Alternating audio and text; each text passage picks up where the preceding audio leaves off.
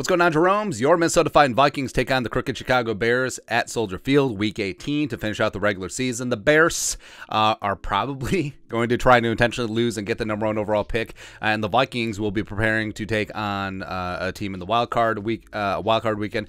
TBD who that's going to be. Vikings still have an outside shot at the 2 seed, but they'd have to beat the Bears, and the Cardinals, led by David Blau, Vikings legend, would have to beat the Niners.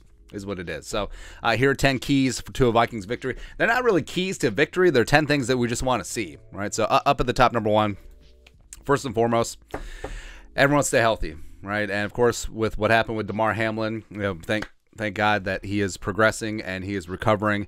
It's very scary, man. And that's certainly weighing on everyone's mind here.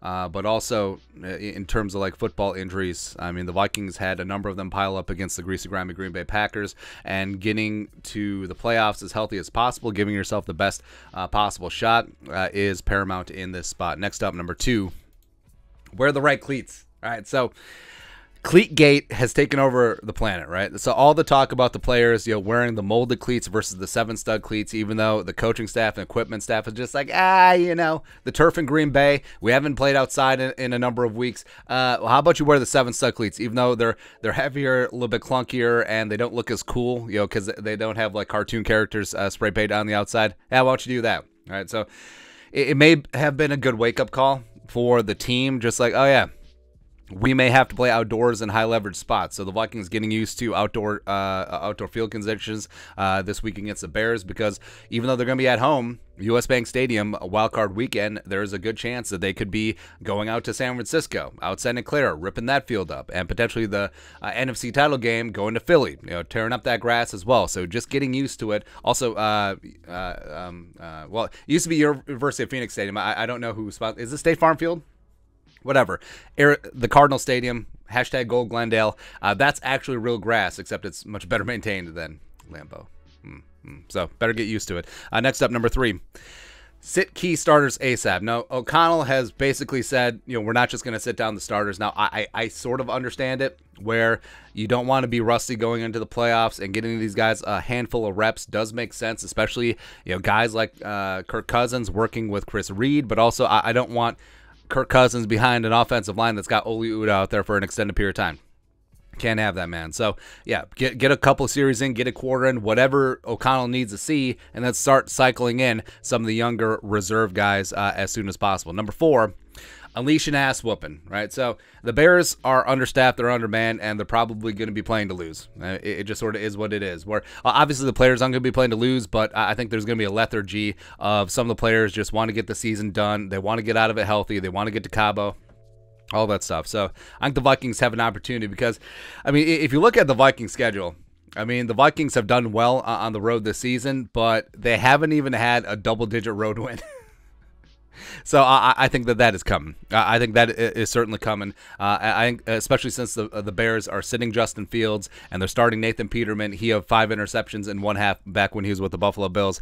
I think that the Vikings have a prime opportunity, even with sitting most of their starters, to just completely lay waste to the Bears. 5, play the young future pieces. So I'm talking about King Kene, Ty Chandler, Jalen Naylor, Vidarian Lowe, Sezi Atamo, Kalam Barnes, Asamoah if he's healthy. So, yeah, get the young players in there, because you want to get some good tape on them. Plus, I mean, we've seen, injuries do happen, so these young guys may have to play, and getting some experience now in the offense or defense could pay for some dividends down the line. Throughout the playoffs, and especially springboarded to next season. Next up, #6, keep it vanilla, right? So basically treat this like a preseason game. You don't want to show the Giants anything. I'm sure that Kevin O'Connell's got some razzle-dazzle in the back of the playbook that he's just itching to use, but wait till the playoffs, right? Wait till the games actually matter. Same thing with Donatel. I mean, as much as we've given Donatel crap for the Donashell, I guess now would be the time to do it. Actually, no, play man across the board. Just don't blitz. Just whatever. But, yeah, keep it vanilla. Don't show the Giants or future playoff opponents anything. #7, play both Mullins and Rosen. So Nick Mullins, I think, is a perfectly capable quarterback too. He started a handful of games with the Niners, and he's fine. He's a perfectly fine veteran #2. Now Rosen's bounced around the league a lot. The former number 10 overall pick, the chosen Rosen, but could it finally click? because I think Rosen still has a little bit of upside. It hasn't been tapped in, or you're going to find out that he's not the guy, and then you still go into the draft. Now, I still say draft a quarterback anyway, but I would love to see Mullins and Rosen get a handful of snaps Sunday against the Bears. Number 8, rectify special teams. So Greg Joseph missed 2 field goals against the Packers.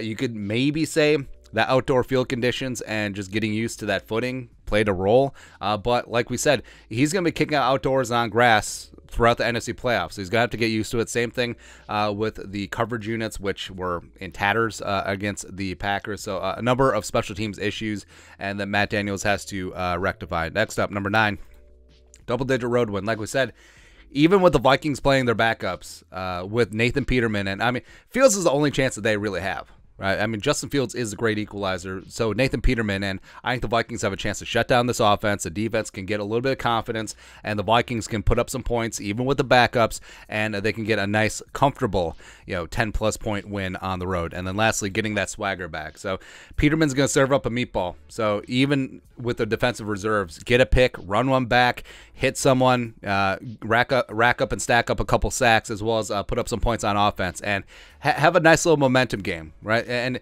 it doesn't even matter that the Bears are probably just going to try to intentionally lose to improve their draft stock if the Texans beat the Colts. Doesn't matter. It doesn't matter.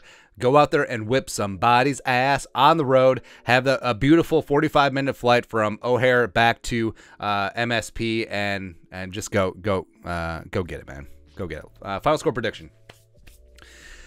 So I think the starters play 2 series each, and then they're out of there, and I think that the backups still put on a show. I think Jalen Speedy Naylor has himself a ball game. I think Ty Chandler as well as King Kene put up some nice yardage. I think that Nathan Peterman has 3 total turnovers. I think the Vikings get that swagger back. They go on the road. They win convincingly. Give me Vikings 26, Bears 6, and then the Vikings roll into the playoffs. Woo! With a little bit of momentum. But that's it. Your thoughts on our thoughts. What are your keys for a Vikings ass whooping of the Bears? Let us know in the comment section below. Subscribe for daily Vikings takes. Want to support the work? Put a little something in the Venmo. But to next time, Skull Production Value.